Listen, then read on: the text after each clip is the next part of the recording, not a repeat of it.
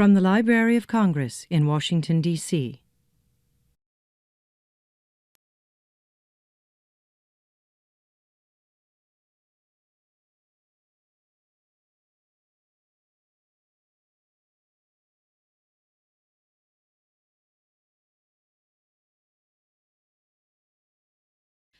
Today's program joins a number of other programs and events taking place this weekend in Washington to celebrate the 125th anniversary of the legendary musician, composer, and performer Huddie Ledbetter.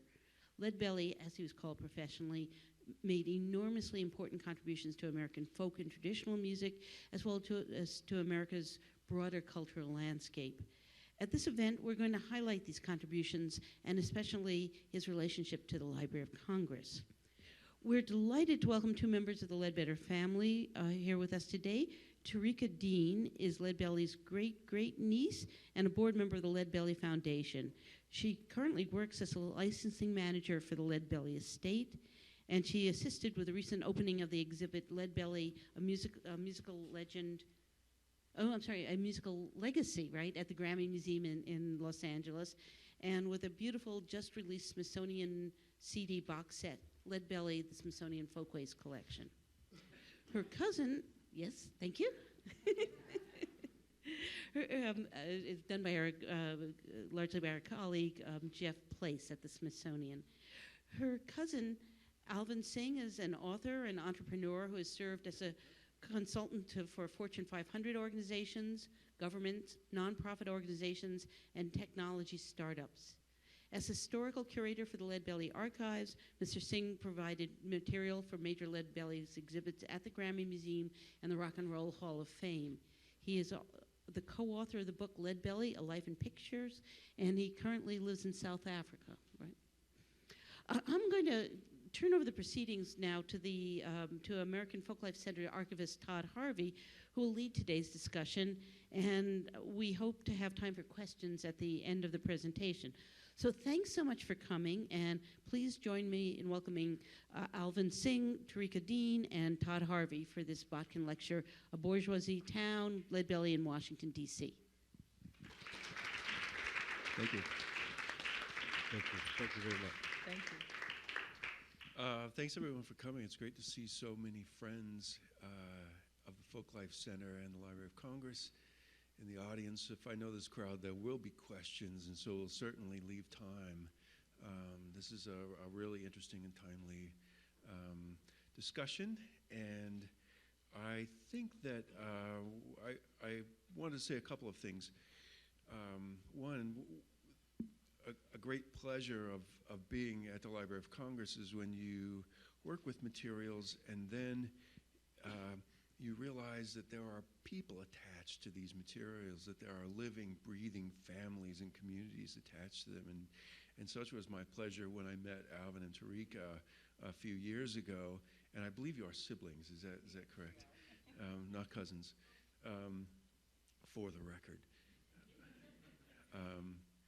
And I've found you to be warm and generous and deeply engaged in the material, in Leadbelly's material, and it's a really wonderful relationship, and I want to explore that a little bit today. But I think Alvin promised a short PowerPoint presentation that will give the true history of the Bourgeois Blues, one of Leadbelly's great songs, and so I'll let him do the presentation, and then I'll have a few questions for them, and then we'll turn it over to the audience.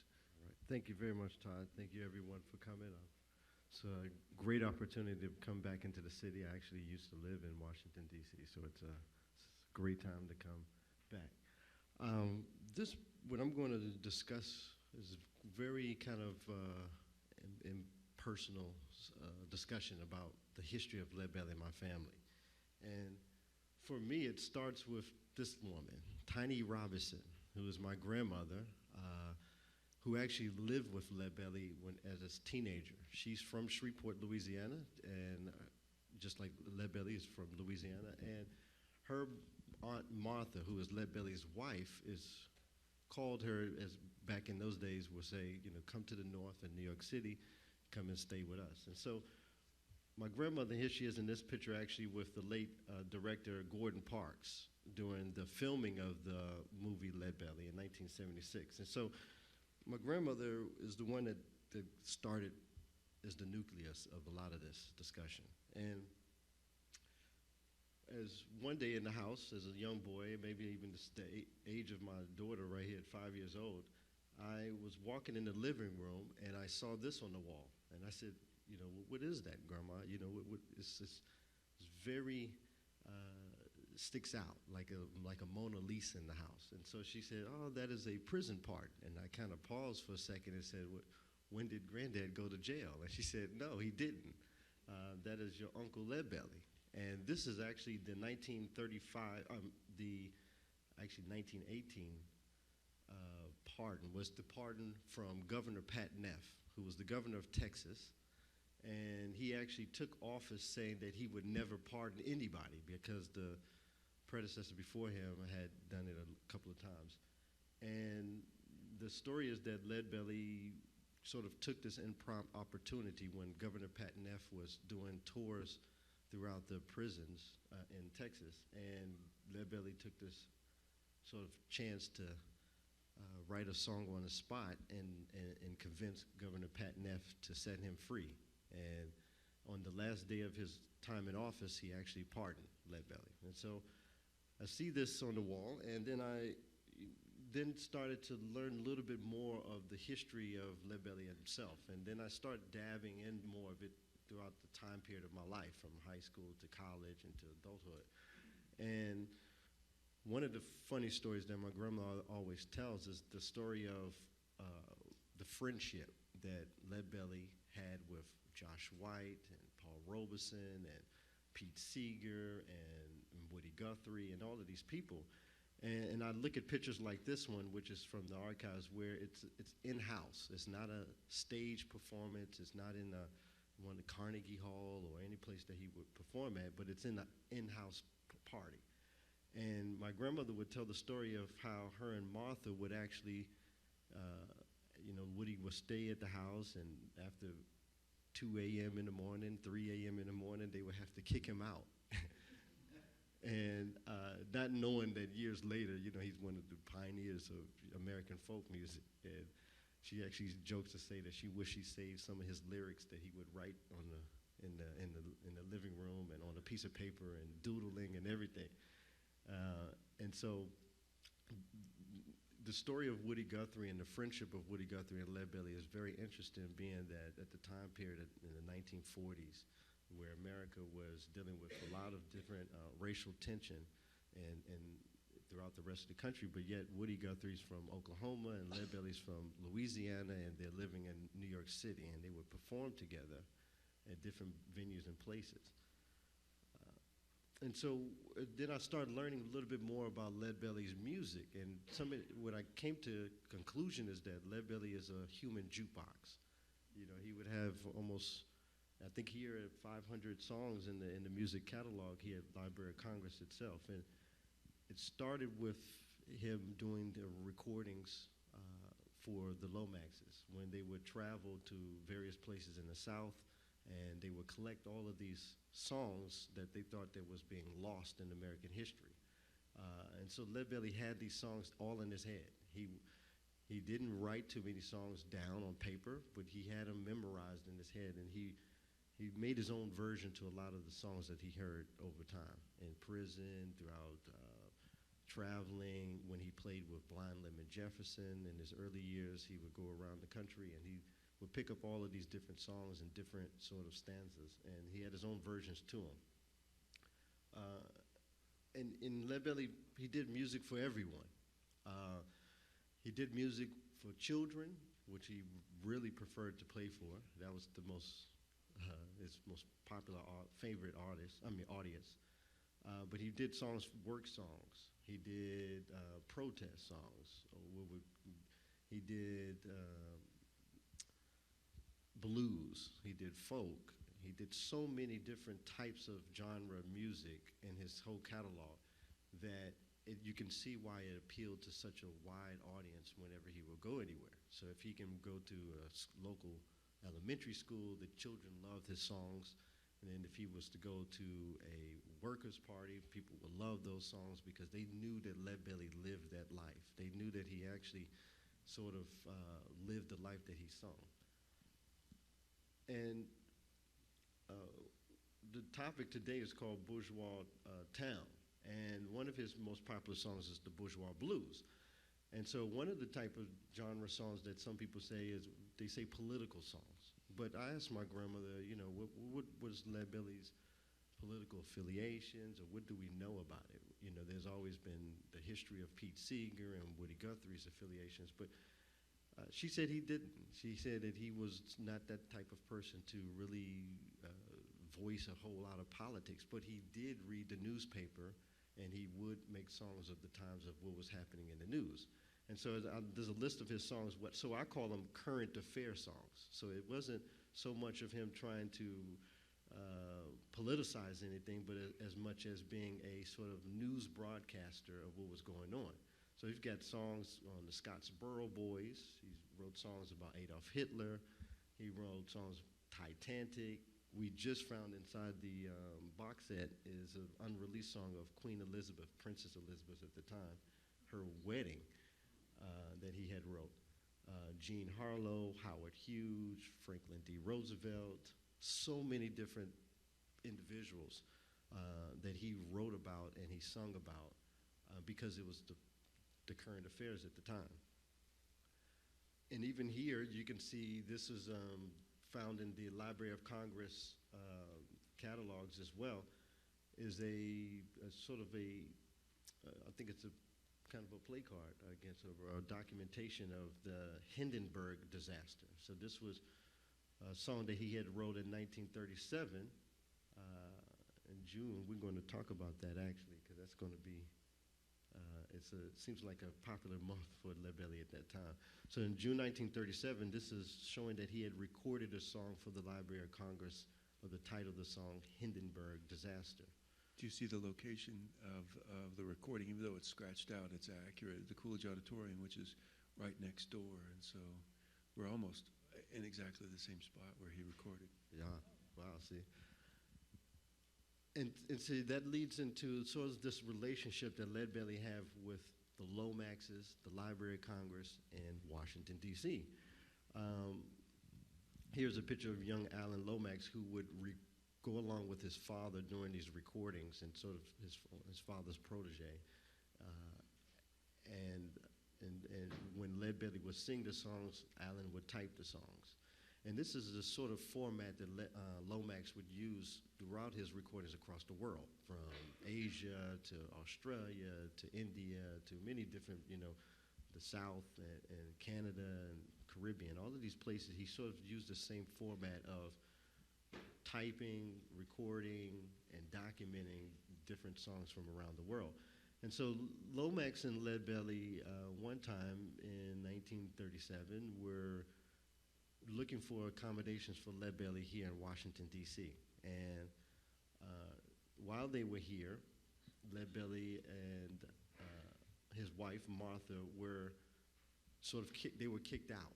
They were kicked out because the Lomaxes were with them as a white couple. Alan Lomax and his wife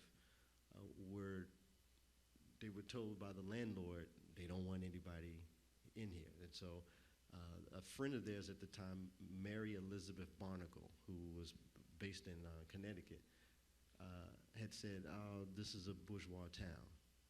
Actually, before that. So when they were kicked out from the landlord saying that, "Oh, we don't want any blacks here," they went to another place to try to find Leadbelly, which was an all-black hotel, and the black hotel said, "We don't want the Lomaxes here." So they both were kicked out, and that's when Elizabeth Barnacle said that, Washington, D.C. is a bourgeois town.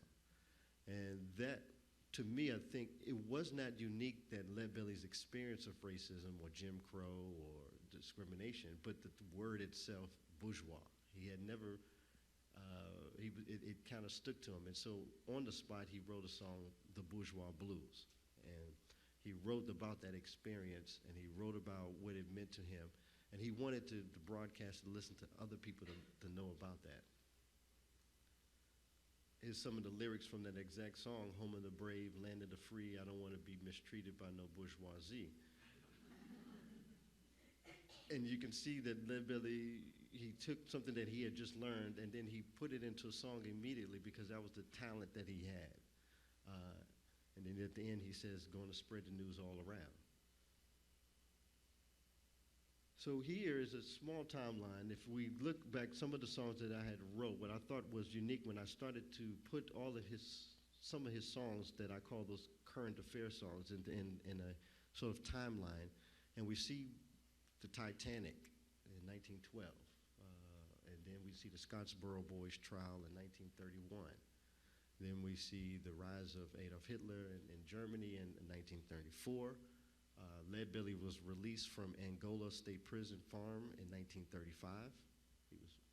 And then in 1937, we have the writing of the song Bourgeois Blues, and at the same time, that was the Hindenburg Disaster, where we saw earlier. In 1941, Leadbelly actually attended Franklin D. Roosevelt's inauguration, along with, actually Alan Lomax was the music director of that whole inauguration, and so Leadbelly had a special invite for that one. And then we see in 1949, Leadbelly passed of ALS, the Lou Gehrig's disease. And then in 1955, we see Rosa Parks' boycott in Montgomery County, Alabama. And that, to me, the reason why I put that was because that showed so much of what he had wrote about years before the sort of spark of the civil rights movement in 1955, and where Leadbelly had already, he wasn't a preacher, he wasn't like as we said, a political organizer, but he was a singer. And so he took his experience and wrote about it many years before one of the actual sparks of the civil rights movement that led on to so many other things. And so in conclusion, this is something that we have that my grandmother actually kept, was the inaugural gala that Leadbelly was invited to attend, and some of the material that he had received during that. And doing this, we'll talk more about what we're doing in the current, but one of the people that I took an opportunity to really go and talk to, I said, Grandma, who can I talk to find out, more about Leadbelly? And she said, it's a far trip. And I said, well, it's no problem. Where do I need to go? She says, all the way upstate New York. And so I called Pete Seeger, and him and his wife was there, and they served us lunch and everything. And at the time, I felt like a 2-year-old in Pete Seeger's house with the fire burning, listening to him playing, talking and playing songs. And what I learned from Pete Seeger was that he himself was a storyteller of so many different genres around the world. And that is why I'm going to play Pete Seeger's sort of version of Bourgeois Blues. In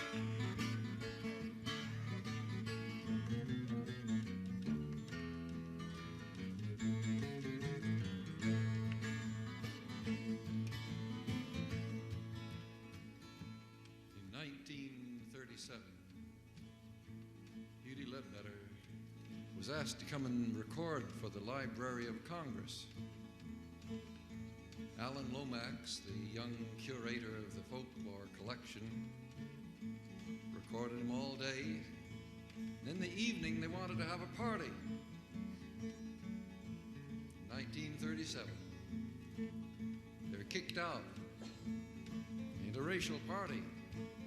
They went somewhere else. They were kicked out there, too.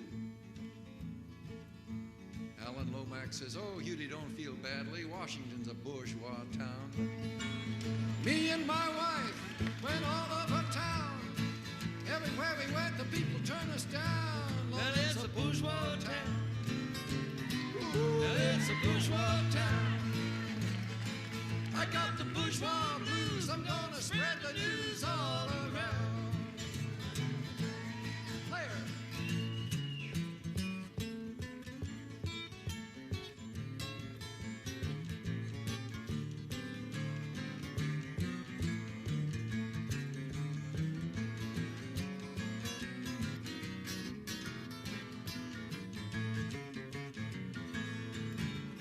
Me and my wife Martha was standing upstairs. I heard a white man saying, don't want no Negroes up there. Well, it's a bourgeois town. Ooh, that is a bourgeois town. I got the bourgeois blues. I'm gonna spread the news all around.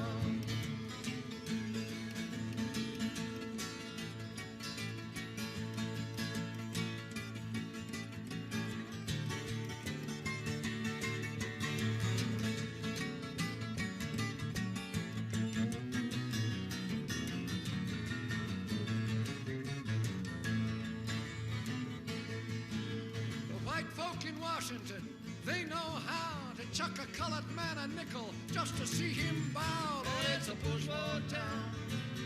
Ooh, it's a bourgeois town. I got the bourgeois blues. I'm gonna spread the news all around. And that's pretty much of my presentation. That's nice.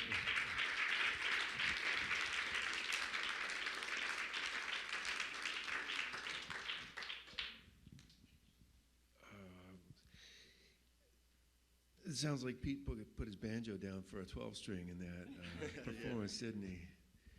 Have you ever seen the film that he made in 1962 called Two Links of a Chain? I have, yes. Right, it does. He plays the 12-string in that too, I think. And he had some film footage that he made in Mooringsport. Do you know where that film footage was made? Of the grave of Leadbelly's grave. Is that possible? Mooringsport. Yeah.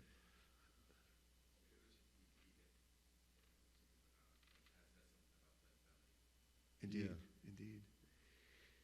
So that's nice. I mean, Washington's an easy target, but I found yesterday a bill of sale for a car, a Studebaker that Allen bought in June of 1937, and it has his address here at 1 2nd Street Northeast, which is just around the corner. You know, we can go over there afterwards if you want, but that's where evidently the event took place. The angry landlord and all that. It's nice to mix anecdote and archival materials because you get a fun and sometimes combustible mix that way. And I think in a way, the Leadbelly Foundation has the potential for that as well, because you all have an archive, and you have it's a business operation in some ways. Is it not? Do you want to, Terika? Will you talk about what you do for the foundation? Well, as Alvin stated, our grandmother was an avid collector of everything that. Closer, okay. She kept everything. When we say everything, we've spent years digging through boxes, drawers, envelopes, just throughout her house. And she would keep everything from letters to the envelopes, which I laugh about it now because when I open my mail, the first thing I do is toss out the envelope. And she had the envelope stapled to every letter, whether it was letters from Leadbelly to his wife, letters to Leadbelly from other people. We've got, I think, something from, was it Paul Robeson when he died? To his wife when Leadbelly passed. And so we have spent the last several years, Alvin started the process of compiling everything into one location. And we're still sorting through it. I think on a regular basis, we go through and find something very unique and interesting to us. And one of the things that we're trying to do is digitize a lot of the material for ourselves and for other people. We get a lot of requests through Todd's office, people who come here to research and they want some of the materials. So part of what I do is help manage that license so that we can get the material out there, whether it's for research material, for commercial use. So we're constantly working on that, and we're constantly finding and adding to our archives when we come across new material. I wonder if you could give us a real life example about that, how that process would work, and maybe start with did you do some licensing and Yes. some work with this box set? We worked closely with the Smithsonian Folkways on this box set, and if you, I don't know if everyone's had, it's a beautiful, beautiful book, but it's letters, it's photographs, of all kinds of, this is one of the color photographs, and it's been used a lot lately, of Leadbelly that was taken the last year. That he was alive, and so you see in the picture where he is starting to look a little more frail. So we work with them on presenting some of that. Their letters from Leadbelly to his wife Martha. One of the things when we were trying to put things together, we ended up, my grandmother had this binder of letters from Leadbelly to his wife, and when he was in California, he wrote to her every day. So the letters go from July 1, July 2, July 3, July 4. So it's beautiful to see him communicating with his wife about what just happened that day, who he saw, what was going on in California. So it's interesting. But yeah, so we work with this and the recent documentary that came out with on the Smithsonian Channel. We work with them a lot with archive materials that we have. And so you're licensing his performances and his image as well. Would if a researcher came to me and said, I want to use this image of Leadbelly from your collections, you would Correct. We would handle that as well. You'd handle that as well. And some of the material, the music material that is here at the Library of Congress. Some of the material that was released in this most recent box set were tracks that came from the archive material here. Right. And how many requests do you get in a week or a month, or what's the interest in those kinds of things?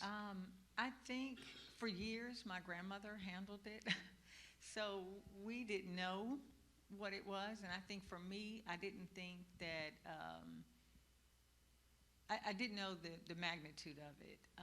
In the recent years, since we are more visible, I would say we launched last year the official Leadbelly website, and so now people know where to find us, and so we are on a regular basis getting requests, whether it's for books. Some are personal films, some are commercial use with his images. They're wanting to use it in video footages. Even there's a footage that is held here of Leadbelly actually performing. There's about 3 video clips of Leadbelly, and one of them was featured in the recent documentary with I lost his name. You know, Harry Belafonte. Yes. That guy. One of the things the things that's interesting is that Leadbelly himself, you know, during his recordings here for the Library of Congress, it wasn't a business for him. It was just giving back of what was in his head for historical purposes. And then eventually with his relationship with Moses Ashe and this Folkways, which is now Smithsonian Folkways, it became a business. It then became an actual album to sell, to make profit of. And so the relationship more of Leadbelly here in the Library of Congress is what exactly the mission of what the Library of Congress is to, you know, curate American history, American, you know, stories. And so, but one thing that's interesting is that Leadbelly himself, even without a higher education, he was a marketer.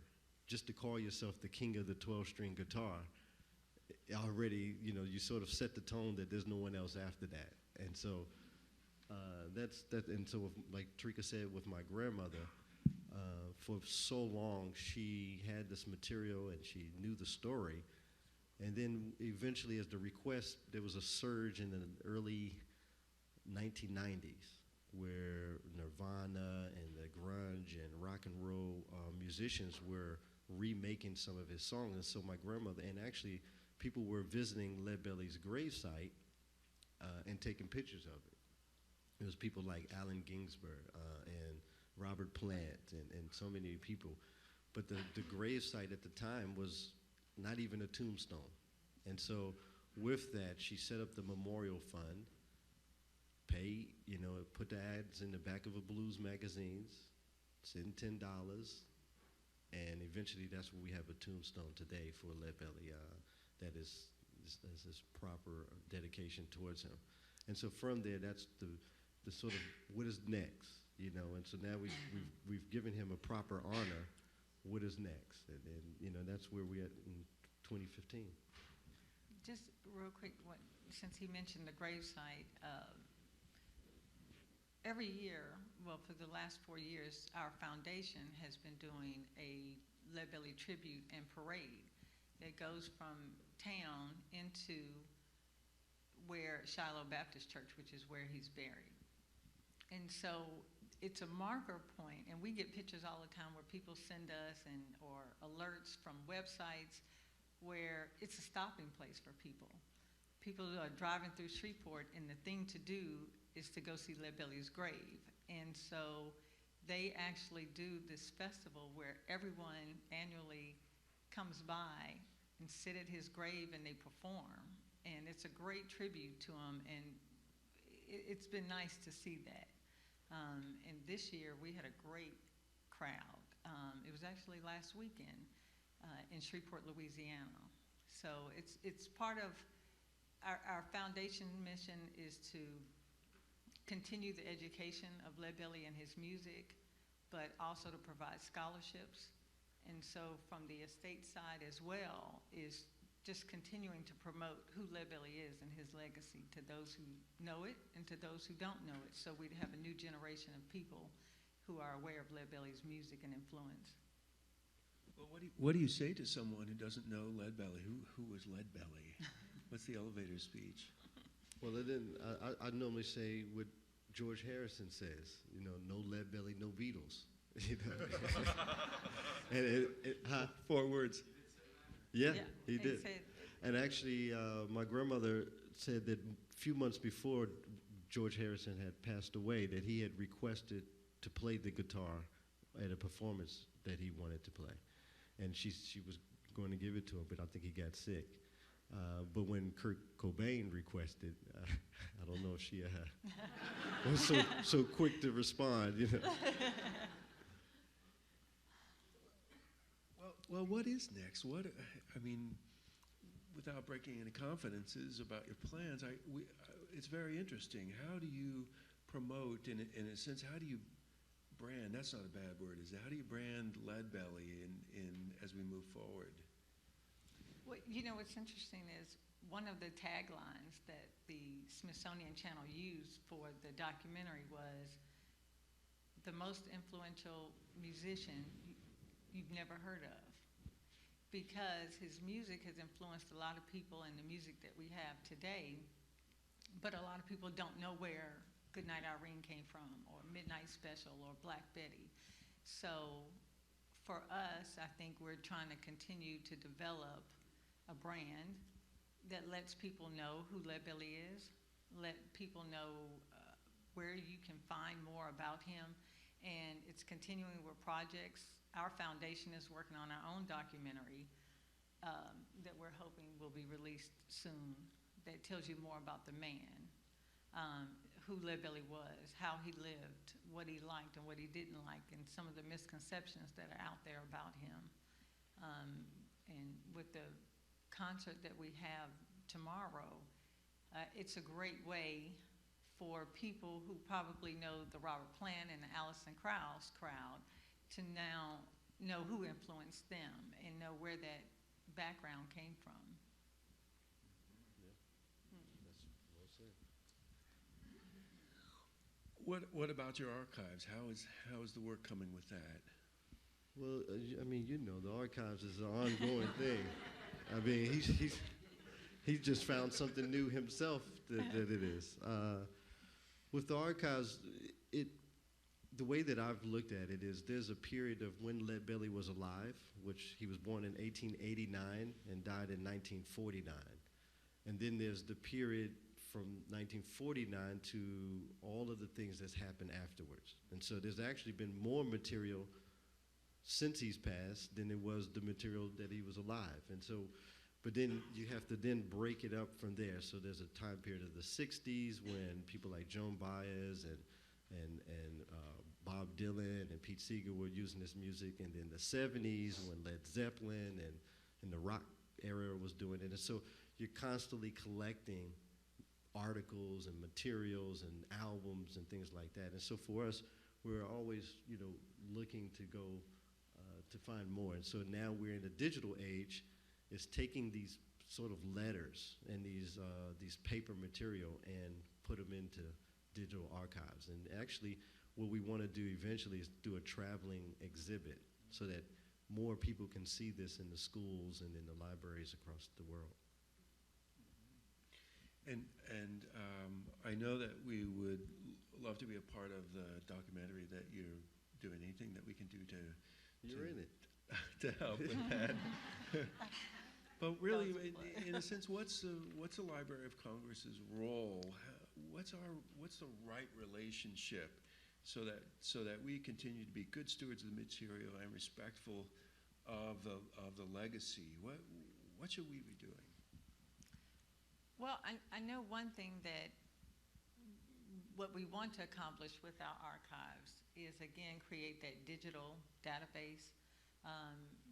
It's nice to have a museum, and I think long-term we would love something of that magnitude, whether it's small or big, to have a place where people can go and touch and see, but also creating almost a virtual museum in a sense. And I know we do want to work with the Library of Congress to help us get to that point, to figure out how, because you have an extensive collection here in itself, so to figure out a way where we can create that museum, sort of say, and for researchers to come and see. We definitely want to work with you. So I know you're. and I also think that what's good with the Library of Congress is that it's free, and that people are able to continuously come and go through this material. So I think a few years when I did your interview, who had come in town? Elton John? I think it was, yeah. And he had looked through Leadbelly's material, and he said, wow, he has nice handwriting. And we both were looking at each other like, we can't read the handwriting. But that was Martha's handwriting. And so, but that's the kind of, someone like him to the student who's working on a thesis paper can come in here and look through the material and see that is what the real relationship that counts to me. In that 1935 newsreel video that they did, at the end of the video, it shows John Lomax putting Leadbelly's music into the Library of Congress. And this is while he was still alive. And so it was almost like they were, sort of capsing his music and his story, saying that it's always still going to be here. And I think that's the true essence of what this library does. I think the challenge for us, and we've talked to you about this, is for the family, and even in recent years, for us, uncovering this treasure trove of what was, in the attic at my grandmother's house, the family holds it very close and dear. And so it is hard to let go of it. We want it to be viewed by the masses. We want it to be available. And it's a challenge for us in trying to figure out that mix of, we want it to be available, but it's so dear to the family that it's hard to let go of certain things. And you just got to find that right balance. And I think we're still trying to figure out that balance, because thoughts, I know Alvin and I have talked many a times about visions of a traveling exhibit, about a museum, in some form or fashion, and we're still working on that. Any ideas, you guys can let us know. Well, it seems Help like us this is a good moment to transition to a broader conversation. I think be glad to take questions from the audience. Hold on, and just wait until you get a microphone so you can be properly recorded. Yeah. Oh, thank you. Hi. Are you familiar with, there was like about 2009, I think it was for his 9th birthday, Pete Seeger had there was a DVD release, it has him doing a concert in Australia. Yes. But anyway, he goes into a film about Leadbelly, and I think it's been several years, but I've seen it. But I believe it shows some actual footage, it's probably rather rare material.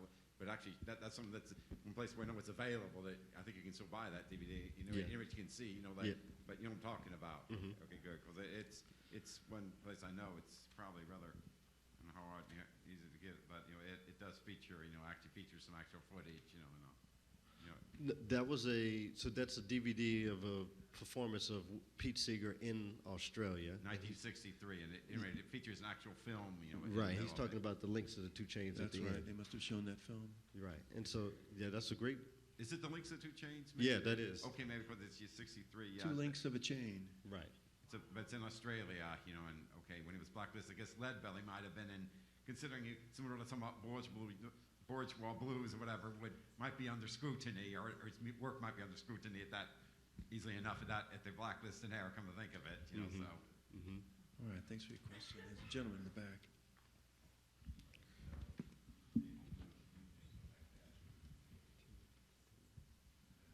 What I'd like to know, there's a street.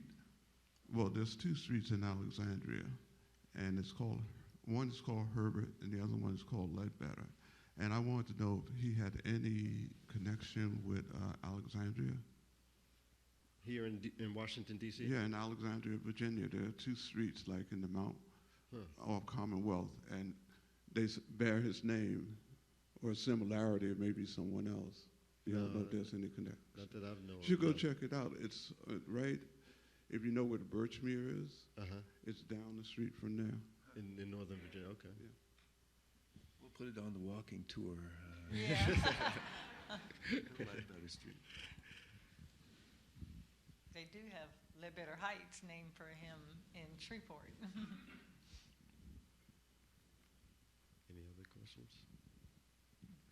Yep.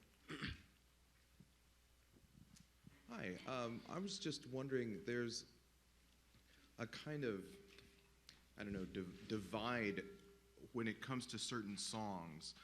Like, I'm thinking specifically of Goodnight Irene, that has really, at least in my view, has become an American folk song as much as it is a Leadbelly song.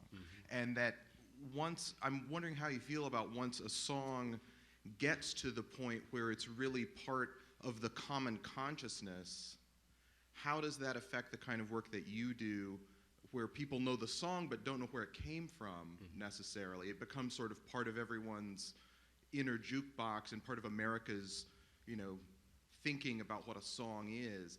And then how do you get from that point where everyone knows the words to being able to market that into a Leadbelly brand? Yeah, that's a good question. With public domain, the term public domain of something that after a certain period of time, it becomes the public domain. And then, those who owned it, how do they market it? How do they receive profit or revenue or royalties from that?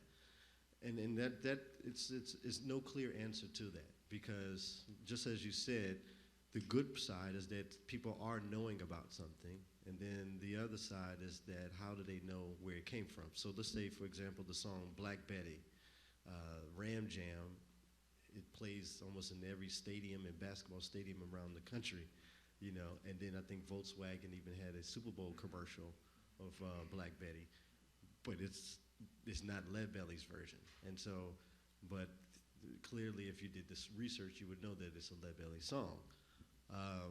It's what you want to do sometimes, and when those kind of requests come in, is to convince them to use the original version first. But it's really, it's a matter of where your heart is, in the matter. It's a privilege to have a song like Goodnight Irene become voted from NPR as one of the top 100 songs in the 20th century. So if you have that as a musician, what more could you ask for? I mean, to in this age right now where music is not selling, you don't want to battle so much to say, I want every cent of 1,000 downloads. But if you become, one of the top 100 songs in the 20th century, that's a pretty big milestone. I want to add something to that. I think it is a challenge in that regards because you do have, like he said, Goodnight Irene in the UK. If you go to a soccer game, that's what they're singing. And it's great. It's great. It's a challenge for us because sometimes Leadbelly is not associated with it. But that's the great part about it is it gives us an opportunity to talk more about it and say, okay, here's the history. Recently on The Voice, one of the singers sung House of the Rising Sun. And, there are various versions, but it was a great opportunity for us to post it and say, hey, check out Leadbelly's version. So it can be challenging because, sometimes you say, oh, he's not getting the recognition. That's his song. But for us, it helps us when we're branding and trying to build on the brand that we're working on to link, okay, you've got this great song that everyone loves. Now let's educate you on the history of it. So that's the good part about it. It just sometimes doesn't yield us financially, but we can expand on it. Hi. Hello. Hello. Well, I had two questions really. One of them was in terms of being a family in charge of his legacy, in a sense. How much do you think that you need to control the image of Leadbelly, and how much, in a sense, do you feel it's important to kind of to edit or to make sure that there aren't sort of negative representations out there? I'm asking because I also have a similar issue with my grandfather's legacy. He was a writer, and the idea of certain documents getting out which might be be interpreted negatively, and that sort of thing. How important is it, do you think, to control that? And what is the problem there in terms of bias? And also, I wanted to ask what you felt, what kind of person he was, his character. I was interested to find out more about that. I'll add something, and Terika can say something.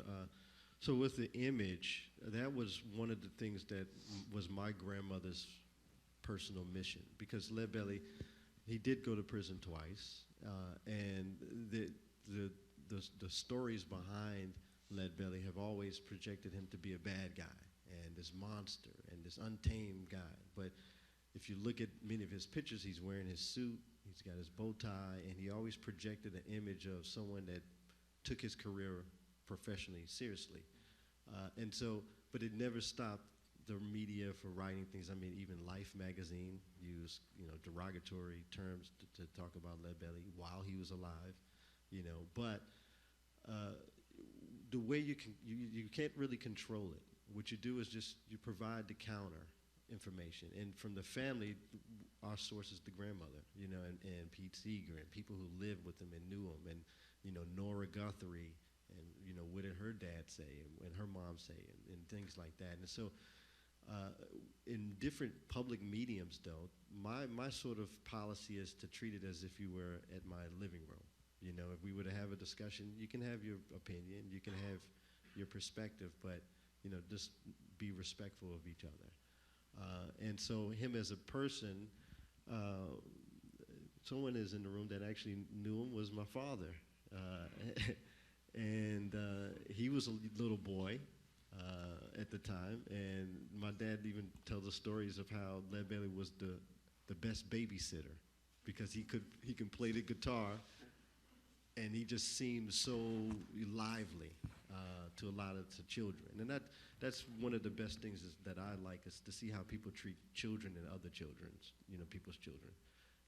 And then of course, with other people, Leadbelly, he had a broad spectrum of friendships. When he went to France, he enjoyed France. He went to the south, to the north. He had such a wide variety of friendships, and that's what I see as him as a person. And so that's what you can go off of. The great thing about people coming to you for permission is you have the ability to say no. So that's the great thing, and you do want to uphold the legacy of what he wanted. And my grandmother tells us all the time about what type of man he was. So we go off of that. We had an opportunity one time to license something for a video game, but due to the violence, the language, we chose to say no. And that is a great option that you have when you are trying to control the legacy, to put out the positive message that you want and not the negative. So I'm really thrilled that you are doing all this. It's very, very exciting that you're doing this great work to preserve Leadbelly's legacy, legendary life. And you're familiar with Sparky and Rhonda Rucker, who tour the world over telling great stories about Leadbelly and how the creating of the writing of the song Midnight Special, the stories that I had never heard. Really? No. Oh my gosh! So I will put them in touch with you. They're doing a lot to preserve Leadbelly's work and just keeping the stories and the songs alive. They did a concert with the Folklore Society of Greater Washington to honor Martin Luther King's birthday, and a lot of it was focused on Leadbelly. And they had a whole community sing. So whenever we do our community sings, it's very rare that we don't do a song by Leadbelly, and we always give him full credit and remind people where these songs came from, because you're right, it doesn't always convey what the song, who wrote the song. So, and then there is a house in Silver Spring here, and this is something also many people aren't aware of, that the Seeger family lived in.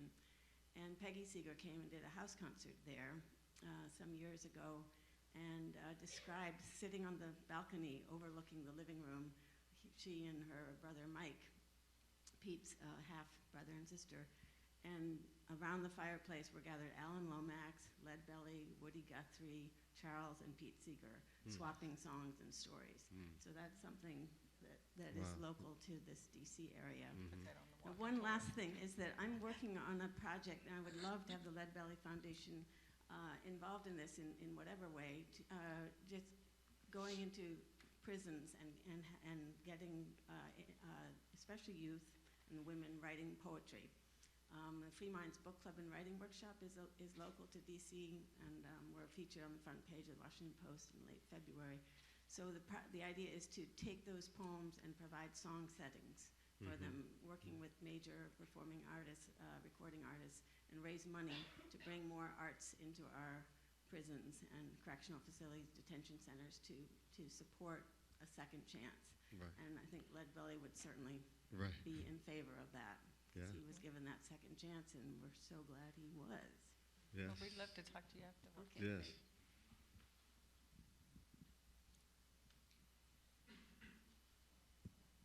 great. I believe that some of Leadbelly's songs were family songs that he learned in his community or in his family. Do you have any family stories about other musicians in your family? No, not that I know of. We have Not in the recordings of family. Uncle Bob Ledbetter in the Oh, you do? in the archive. Yeah, I think he was a relative. Well, Martha, his wife, she did sing. She accompanied some of the songs with him on the last sessions. I know that, but no, there's not a string of other musicians in the family.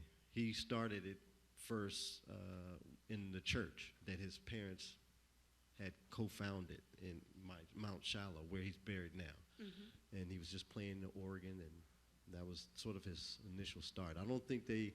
When you start in the church as a musician, they don't want you to get into any of blues and other type of songs. Well, was there a history of church singing or church music in your family? In my family? Yeah. That's just starts with, right Just there. starts- Yeah. Okay.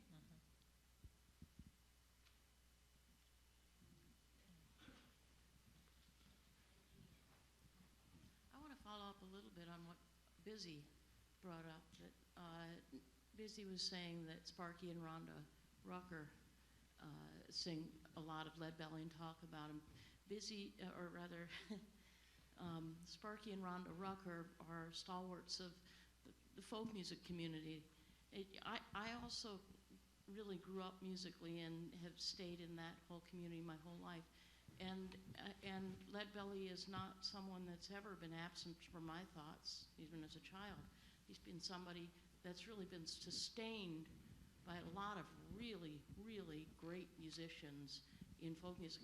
Oddly enough, I'd say probably the best person that ever sang Leadbelly was Michael Cooney, who was very, very well known in traditional folk music circles, and kind of a vision of wholesomeness, so maybe a little odd, but very in that, the notion that he would be the best Leadbelly, but he sure was. There were just tons of people that have been playing Leadbelly songs and talking about Leadbelly from the early '60s on down, and I have to say, I'm a little disturbed really by this notion. I did see the Smithsonian Channel film too, of jumping from Leadbelly to Kurt Cobain or Roger, what is his name? Roger, the guy from the Byrds doing Cannon Street, and I mean, and not very well, not very much like Leadbelly, I thought. And that odd juxtaposition to say Leadbelly is significant because these people who demonstrably had very little influence by Leadbelly, really, are talking about him. And the whole array of people that have kept Leadbelly's name and music alive for the last, 50 years are completely absent from this discussion and from the film. It bothered me. It bothered me. I have to say that it did bother me. Well, the folk community is a very tight-knit community, and it's a community that it prides itself off of what is shared, and it's sort of like history, where people are very, they want to sort of keep a good lock on history. And with the folk community, what I've seen, even when I lived in Seattle, I mean, there was a lot of musicians that are not mainstream musicians and popular musicians that said, well, this belongs to us. But again, we have to look at Leadbelly did what he wanted to do, and those who were inspired by it, took it in their own directions. And so different people have their own perspective on it. I mean, like you said, some of these musicians have done better versions than Eric Clapton version or Ry Cooder version, but they're not properly exposed or talked about.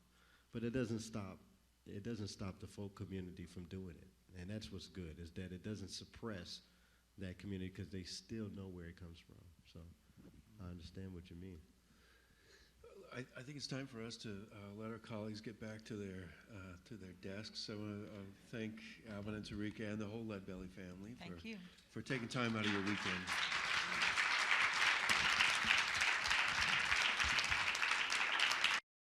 This has been a presentation of the Library of Congress. Visit us at loc.gov.